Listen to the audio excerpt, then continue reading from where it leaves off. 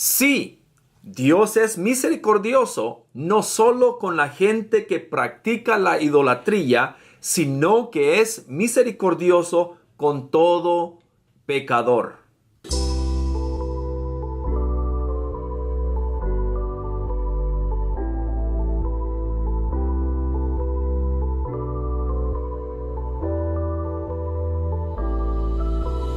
Hola, soy el pastor Edric Rivas de la Iglesia Nueva Vida del sur de California. El tema que queremos tratar hoy es el siguiente: ¿es misericordioso Dios con la gente que adora a otros dioses?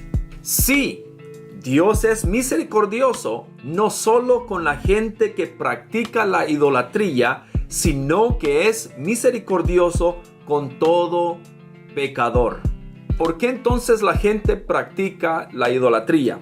Bueno, aunque la Biblia dice en los 10 mandamientos, no adorarás otros dioses, ni te harás imagen o semejanza, la gente practica la idolatría simplemente porque lo hacen por ignorancia. De modo que el Señor, Dios Todopoderoso, es misericordioso con el que practica la idolatría y con todo pecador. Escuche lo que la palabra del Señor dice.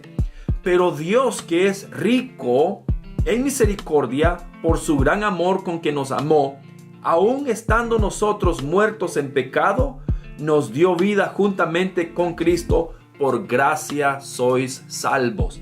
Entonces la persona que practica la idolatría por la ignorancia, por ignorar la palabra del Señor y por no conocer al Dios verdadero, está en la misma situación que todo pecador, y Dios es misericordioso con todos los pecadores, sea un idólatra o sea simplemente un pecador.